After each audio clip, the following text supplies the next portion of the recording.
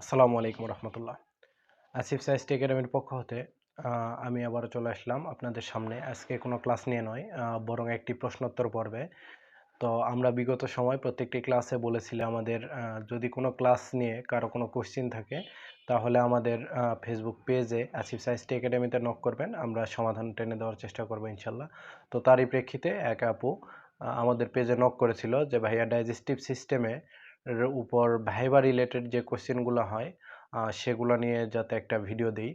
তো আজকের প্রশ্নোত্তর পর্বে আমি সরাসরি রিয়েলিস্টিক ভাইবা টাইপ কোশ্চেন বা ভাইবাতে যেরকম হয় এরকম করার চেষ্টা করতাম, কিন্তু হচ্ছে শারদীয় দুর্গাপূজা উপলক্ষে সকালে বাসায় অবস্থান করায় সরাসরি আমি আপনাদের সামনে উপস্থিত হয়েছি আহ, একটি প্রশ্নোত্তর পর্ব নিয়ে। তো আশা করি আমি যে প্রশ্নগুলো বলবো এবং আমি নিজেই উত্তরগুলো বলবো, আপনারা এগুলো আয়ত্ত করলে আইএসটি ফার্স্ট ইয়ার স্টুডেন্টের জন্য ডাইজেস্টিভ সিস্টেমের ভাইবা সংক্রান্ত সমস্যা সমাধান হবে ইনশাল্লাহ। তো প্রথমেই আপনি আজকে কোন সিস্টেমের ভাইবা দিতে এসেছেন? Answer digestive system. Digestive system কি, ডেফিনেশন বলেন। ডাইজেস্টিভ সিস্টেমের ডেফিনেশনটা আসলে রিটেনের জন্য একটু বর্ণনামূলক হলেও ভাইবার জন্য সংক্ষিপ্ত আকারে বললেই enough. The system which is responsible for digestion and absorption of food, it's called digestive system. আর নেক্সট কোশ্চেন এমন আসতে পারে যে ডাইজেস্টিভ সিস্টেমের পার্টগুলো কি কি। ডাইজেস্টিভ সিস্টেমের পার্টগুলো মূলত mouth, oesophagus, stomach, small intestine, large intestine. এখন টিচার এমন কোশ্চেন করতে পারে যে স্মল ইন্টেস্টাইনের পার্টগুলো কি কি। স্মল ইন্টেস্টাইনের মধ্যে রয়েছে ডিউডেনাম, জেজোনাম, ইলিয়াম।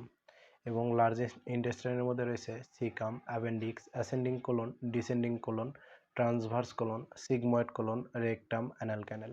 এরপর আমাদের যদি বলে যে ডাইজেস্টিভ জুইস কয়টি, ডাইজেস্টিভ জুইস হচ্ছে 5টি। যদি বলে কি কি, saliva, gastric juice, pancreatic juice, intestinal juice এবং বাইল। তো এখানে ইন্টেস্টাইনাল জুইসের আরেকটা নাম আছে, সেটা হচ্ছে সাক্কাস ইন্টেরিকাস, এটাও বলতে পারেন, সমস্যা নেই। তো ইসোফ্যাগাস থেকে মূলত এরকম কোশ্চেন করতে পারে যে ইসোফ্যাগাসের পার্ট কয়টি। ইসোফ্যাগাসের পার্ট হচ্ছে মূলত 3টি: সার্ভাইকেল পার্ট, থোরাসিক পার্ট এবং অ্যাবডোমিনাল পার্ট। ইসোফ্যাগাসের টোটাল লেন্থ হচ্ছে 25 সেন্টিমিটার এবং ইসোফ্যাগাসের সার্ভাইকেল পার্টে কত সেন্টিমিটার লেন্থ থাকে? 4 সেন্টিমিটার। থোরাসিক পার্টে 20 সেন্টিমিটার এবং অ্যাবডোমিনাল পার্টে 1 সেন্টিমিটার। নেক্সট এরকম কোশ্চেন আসতে পারে যে ইসোফ্যাগাস কি দ্বারা গঠিত। ইসোফ্যাগাস মূলত মাসকুলার টিস্যু এবং ইপিথেলিয়াল টিস্যু দ্বারা গঠিত। আচ্ছা, ইসোফ্যাগাসের লোকেশন কোথায়? ইসোফ্যাগাসের লোকেশন সার্ভাইকেল 6 থেকে থোরাসিক 11 পর্যন্ত। এরপরে ইসোফ্যাগাসের লেয়ার কয়টি? ইসোফ্যাগাসের লেয়ার হচ্ছে 4টি: মিউকাস, সাবমিউকাস, মাসকুলার, ফাইব্রাস। এরপরে হচ্ছে ভাইবা রিলেটেড ইসোফ্যাগাস থেকে আর কোনো কোশ্চিন করবে বলে মনে হয় না। আরও কিছু আছে, ব্লাড সাপ্লাই আছে, যেগুলো হচ্ছে রিটেন রিলেটেড। ভাইবা রিলেটেড আমি যেগুলো বললাম এগুলোই মোটামুটি।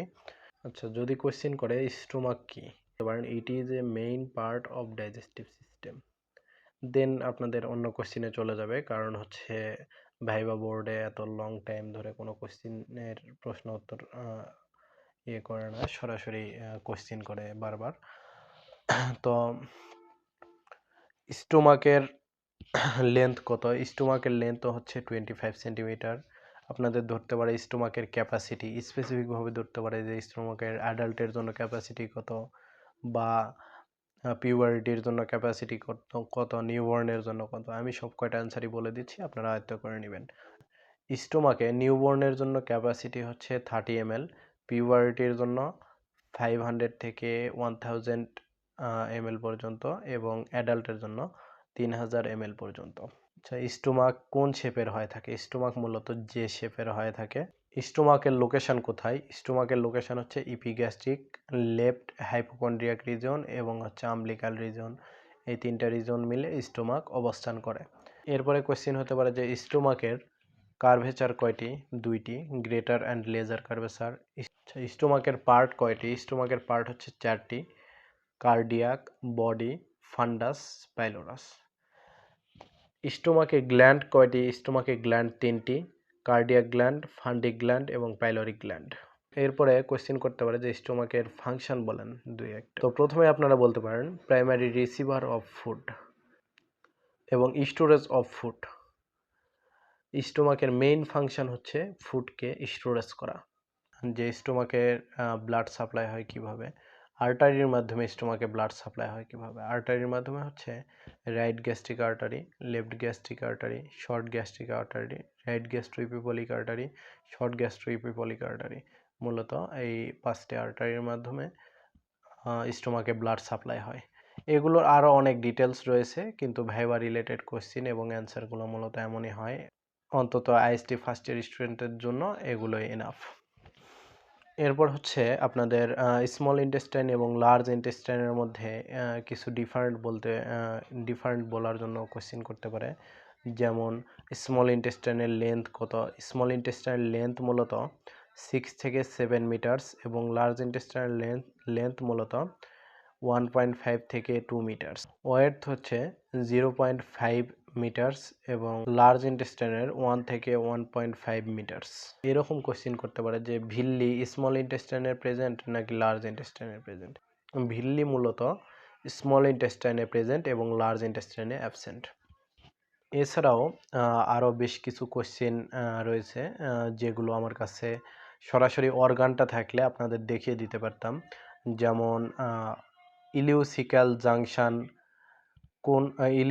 জাংশন কোনটি দেখে দিতে বলতে পারে অর্গানে, এবং অর্গানগুলোকে অ্যানাটমিক্যাল পজিশনে ধরার জন্য বলতে পারে। সেগুলো হচ্ছে আপনারা যারা নিয়মিত ক্লাস করেন, ক্লাসে উপস্থিত থাকেন, তারা বুঝতে পারবেন, এবং যারা আমাদের আসিফ সায়েন্স একাডেমির ক্লাস করেন তারাও বুঝতে পারবেন।